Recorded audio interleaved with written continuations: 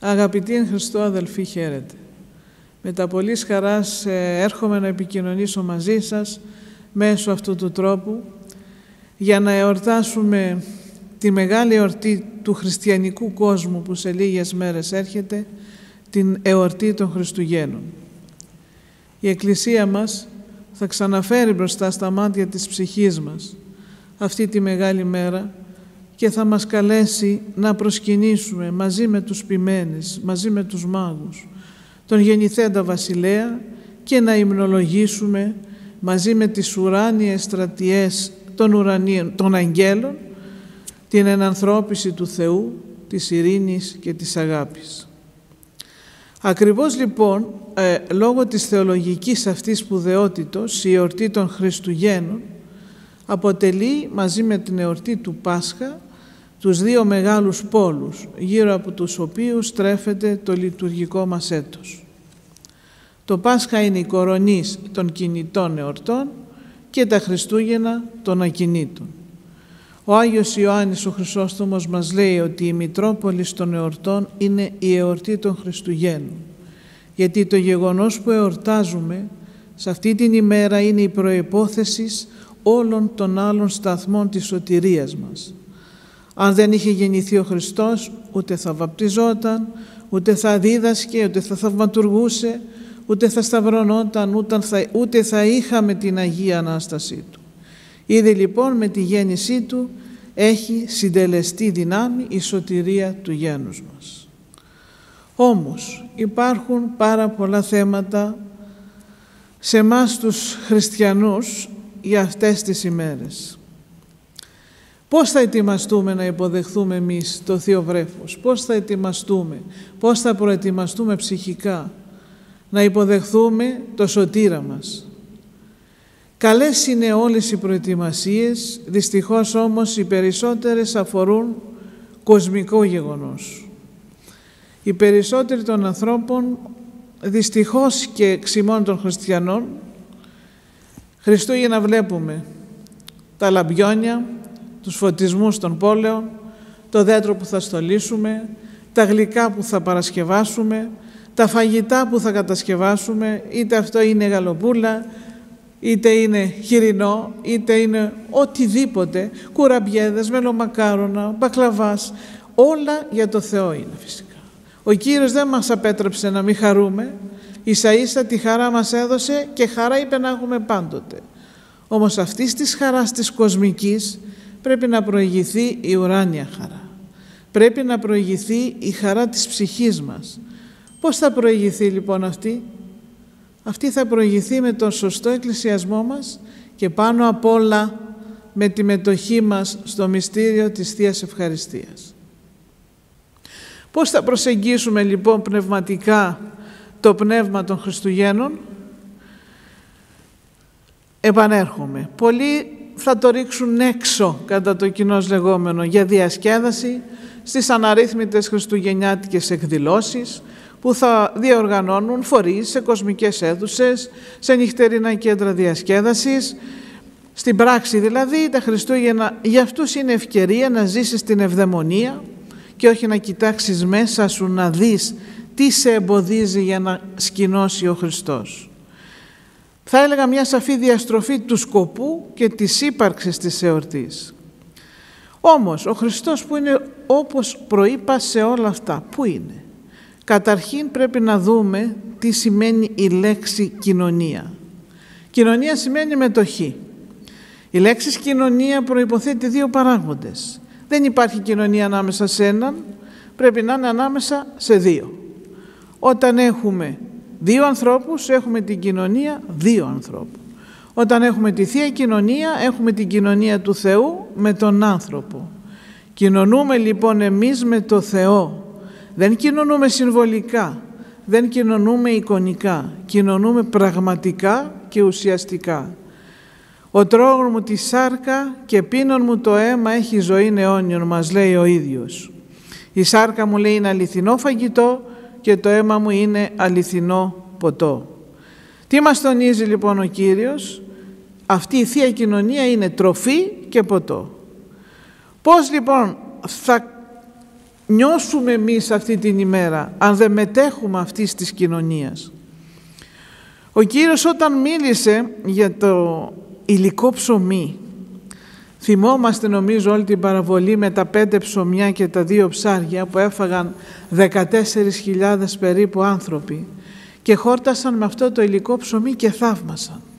Ο Χριστός, αφού τους μίλησε για το υλικό, μετά προχώρησε, ήθελε να τους μιλήσει για το πνευματικό ψωμί.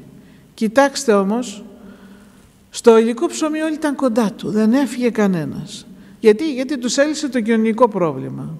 Μόλις όμως τους μίλησε πιο βαθιά και τους είπε ότι ο άνθρωπος δεν είναι μόνο σάρκα, αλλά έχει και πνεύμα και η ψυχή του πρέπει να τρώει το σώμα του Θεανθρώπου και να πίνει το αίμα του, μόλις είπε αυτά άρχισαν να φεύγουν. Τι σημαίνει αυτό? Είδατε, όταν μιλάς για κοινωνικά προβλήματα τρέχει ο κόσμος. Όταν πας να ανεβάσεις λίγο το λόγο και πας πιο βαθιά για να μιλήσεις πνευματικά, φεύγουν. Ο Χριστός όμως δεν επηρεάστηκε, αρέωσε το ακροατήριο. Για μετρήστε, από τις 14.000 που ήταν, πόσοι μείναν κοντά? Μόνο οι 12. Όλοι έφυγαν. Τι είναι αυτά που λέει? Δεν μπορούμε, λέει, να τα ακούμε, και φύγανε. Μείναν μόνο οι 12 και όμως ο Κύριος, λέει, τι τους είπε? Μήπως και εσείς θέλετε να φύγετε?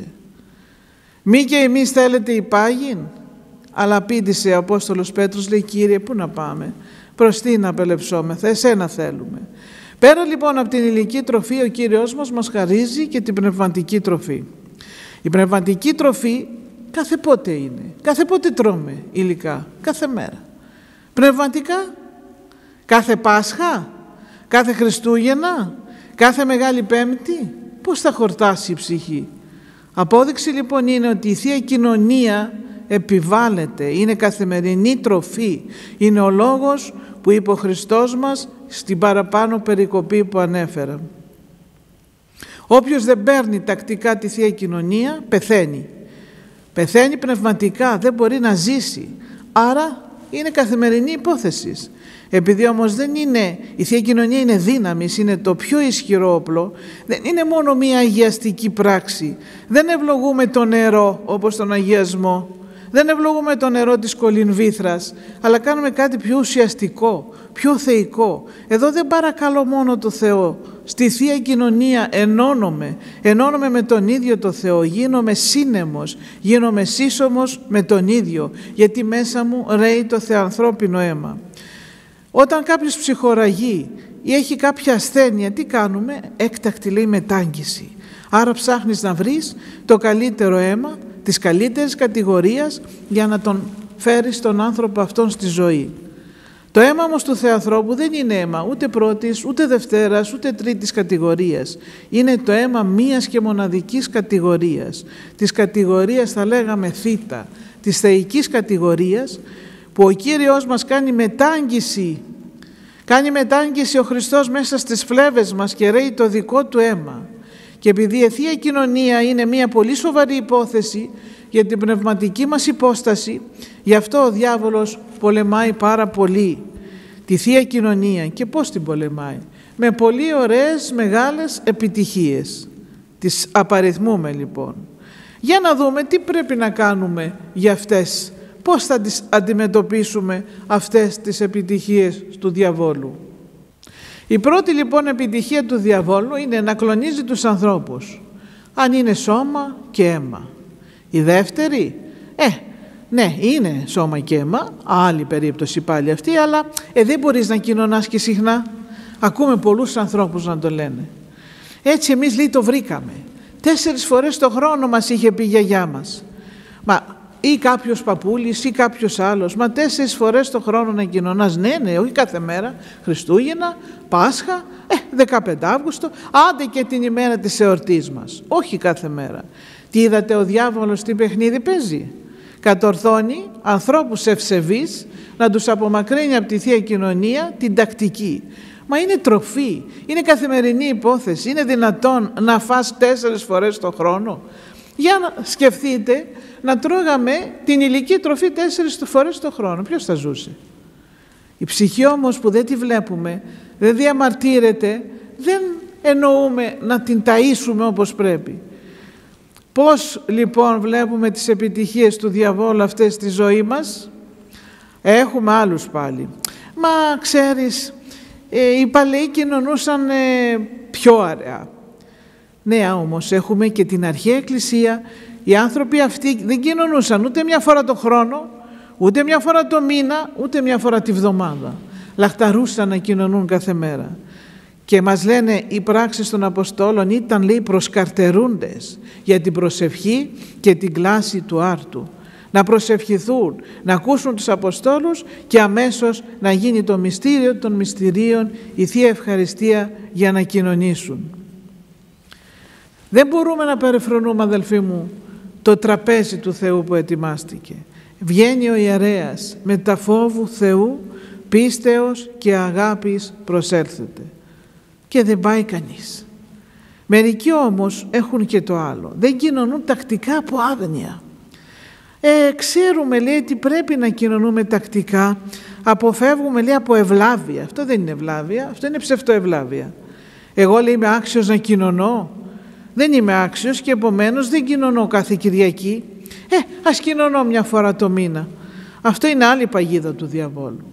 Γιατί? Διότι δεν κοινωνούμε γιατί είμαστε άξιοι, αλλά κοινωνούμε για να γίνουμε άξιοι. Η ευχή που διαβάζει ο ιερέας μας όταν λειτουργεί στο χερουβικό είναι υπέροχη. Λέει, ουδής άξιος των συνδεδεμένων τες αρκικές επιθυμίες και ειδονές προσέρχεστε ή προσεγγίζει ή λειτουργεί. Κανείς λοιπόν δεν μπορεί να είναι άξιος να σταθεί στο θυσιαστήριο. Κανείς. Κι όμως, ενώ δεν είμαστε άξιοι, ούτε ιερείς, ούτε λαϊκοί όπως πρέπει, τολμάμε και λειτουργούμε και κοινωνάμε. Γιατί η Θεία Κοινωνία δεν είναι βραβείο στον αγώνα, είναι εφόδιο στον αγώνα. Υπάρχει κανείς από εμάς που όταν πηγαίνει να κοινωνήσει νομίζει ότι είναι Άγιος? αλλήμονό μας. Αν μας περάσει μόνο μία τέτοια σκέψη, μία τέτοια ιδέα, τότε σημαίνει ότι είμαστε οι πιο αμαρτωλοί. Άρα πηγαίνουμε να κοινωνήσουμε με τη συναίσθηση ότι δεν είμαστε άξιοι, αγωνιζόμαστε όμως να γίνουμε άξιοι. Προβάλλουν μερικοί και άλλες συστάσεις. Εμείς μπορούμε να κοινωνούμε μόνο οι ιερείς. Μα δεν υπάρχουν δύο Ευαγγέλια, ένα Ευαγγέλιο υπάρχει.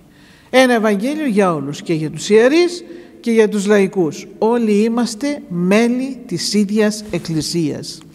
Άλλοι πάλι ακούς το άλλο περίεργο.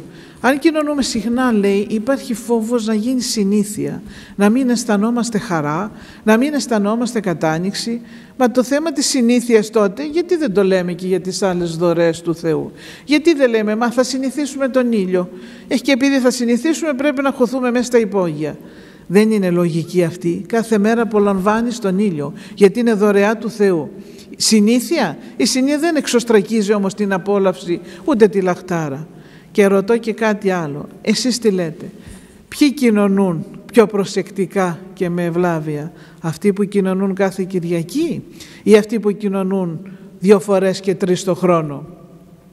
Ο Ιερός Χρυσόστομος μας λέει, θα μεταφέρω όπως το λέει ο Άγιος, σαν τα ζώα, λέει, στριμώχνονται να κοινωνήσουν.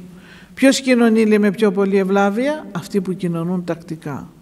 Όμως υπάρχει και άλλη μία επιτυχία, δυστυχώς, του διαβόλου. Αυτοί είναι οι χειρότεροι. Να θέλουν να κοινωνήσουν τακτικά, αλλά να έρχονται απροετοίμαστοι. Λέει ο Απόστολος Παύλος, ο Σάκης, λέει, αν εστίεται των άρτων τούτων και το ποτήριον τούτο πίνεται, τον θάνατον του Κυρίου καταγγέλλεται.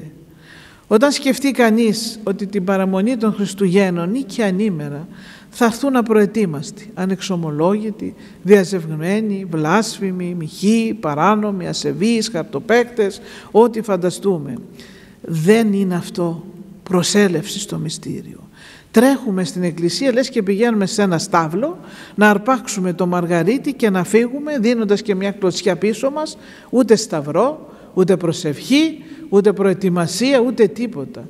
Και μάλιστα πολλές φορές μπαίνοντας από την πόρτα παρατηρούσα σε μεγάλους ναούς των Αθηνών που εκκλησιαζόμασταν από παιδιά, χωρίς να ανάψει κανείς ένα κερί, χωρίς να προσκυνήσει την εικόνα του ναού, χωρίς να κάνει το σταυρό του, κατευθείαν στο Άγιο Ποτήριο και από εκεί στην εξώπορτα, χωρίς ούτε καν αντίδωρο. Δεν τον ενδιαφέρει. Αυτό δεν είναι προσέλευση στο μυστήριο, αδελφοί μου. Σκεφτήκαμε ποτέ Τι ασθένεια θα μπορούσε να μας έρθει από τέτοιου είδους αντιμετώπιση? Όταν σκεφτεί κανείς ότι όλοι θα πάμε απροετοίμαστοι ή έστω οι περισσότεροι, δεν θα ήθελα να σκεφτώ, να τρέχουμε στην εκκλησία, να αρπάξουμε και να φύγουμε. Αυτό δεν επιτρέπεται. Δεν είναι καν χριστιανικό. Έρχεται λοιπόν ο Άγιος να μας πει: πώς προσέρχεσαι στην εκκλησία προετοίμαστος να κοινωνήσεις? Ξέρεις τι αμάρτημα είναι αυτό? Το μη μεταφρίκης προσιένε, να μην έρχεσαι, λέει, με φόβο. Έρχονται, λέει, λακτίζοντες, χτυπάνε, κλωτσάνε, γεμάτοι θυμό, γεμάτοι οργή, στριμώχνονται, ποιος θα πει πρώτος, φωνάζουν για να πλησιάσουν πού? Στο μυστήριο των μυστηρίων. Ακούμε το Μεγάλο Σάββατο το χερουβικό, σιγισάτο πάσα σάρξ βρωτεία. Πού είναι αυτό το σιγισάτο? Εμείς μπαίνουμε στην εκκλησία σαν να έχουμε πόλεμο. Αυτή είναι όμως ευθύνη όλων, και της ίδιας της εκκλησίας και όλων των λαϊκών. Δεν μπορείς το μαργαριτάρι να το ρίχνεις σε βούρκο χωρίς να καταλάβεις τι γίνεται. Ακούμε όμως και τα εξής περίεργα. Χριστούγεννα πλησιάζουν. Νίστεψε 3 μέρες το λάδι, λέει η μάνα στο παιδί ή στον σύζυγο. Άντε πήγαινε καημένε, κάνε μου το χατήρι. Και αυτός, για να μην της χαλάσει το χατήρι, ή η γυναίκα στον άντρα πηγαίνει απροετοίμαστος και κοινωνεί. Αυτό είναι βεβήλωση. Είναι αμάρτημα, είναι το θανασιμότερο κακό. Είναι η επιτυχία του διαβόλου η μεγαλύτερη. Όχι να την αποφύγεις στη Θεία Κοινωνία, αλλά να πλησιάσεις απροετοίμαστος. Μια χαρά τα έχει βρει ο διάβολος. 4 φορές το χρόνο, τέτοιες μέρες που είναι, και άλλη μια επιτυχία να πάμε και απροετοίμαστοι. Ποια είναι λοιπόν η σωστή προετοιμασία, αδελφοί μου? Δεν είναι μόνο η νηστεία. Δεν είναι μόνο η νηστεία η σωστή προετοιμασία. Χρειάζονται και άλλα πράγματα. Τι λέμε? Χρειάζεται ο πόθος. Είδες κάποιον όταν τον αγαπάς, θες να τον βλέπεις συχνά. Θέλεις, λες, να τον δεις, να τον συναντήσεις, να δεις το πρόσωπό του, να κουβεντιάσεις μαζί του. Μα αν αγαπάς τον Χριστό, πού είναι ο έρωτας που έχεις? Έθελξας, λέει, πόθο με Χριστέ και ηλίωσα στο θείο σου έρωτη. Τότε φουντώνει ο πόθος μέσα μας. Πότε θα έρθει Κυριακή? Πότε θα πάω στην εκκλησία με τον πόθο που πρέπει να πάω?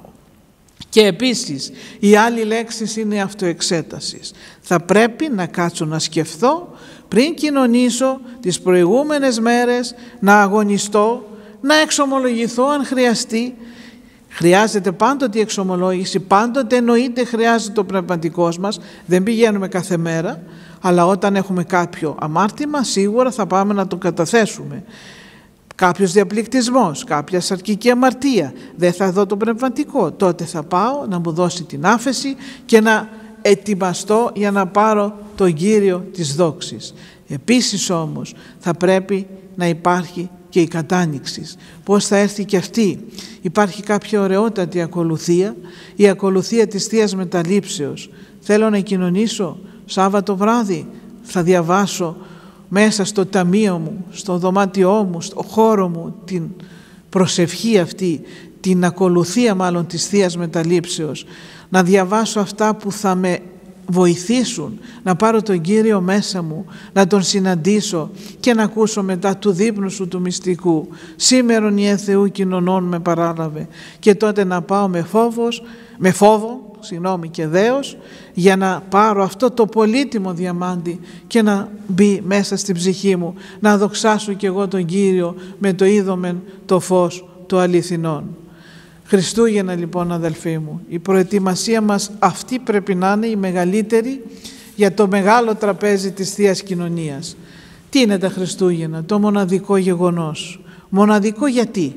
Γιατί ποτέ άλλοτε δεν είχε μεταναστεύσει ο Θεός στη γη. Μοναδικό γιατί ποτέ δεν είχε δεχτεί η γη την επίσκεψη του Δημιουργού. Μοναδικό γιατί ποτέ Παρθένος δεν κυοφόρησε και δεν έγινε μητέρα. Μοναδικό γιατί κατέστη το ορόσημο 2 εποχών, προ Χριστού και μετά Χριστόν. Ο μοναδικός Θεός πραγματοποίησε μοναδικό γεγονός των Χριστουγέννων. Όταν συμβαίνει, είδατε, κάποιο συγκλονιστικό γεγονός, πρωτόγνωρο, που σπάει, θα λέγαμε, τη ρουτίνα της καθημερινότητας, τότε σταματούν οι τακτικές εκπομπές, είτε στο ραδιόφωνο, είτε στην τηλεόραση, και ακούμε τον εκφωνητή να λέγει έκτακτο δελτίο. Ναι, έκτακτο γεγονός είχαμε. Ετέχθη ημίν σήμερον σωτήρ. Και επίσης και έκτακτη μουσική. Από πού? Από τη χοροδία των αγγέλων. Δόξα εν υψίστοις Θεό και επί γης ειρήνη εν ανθρώπης ευδοκία.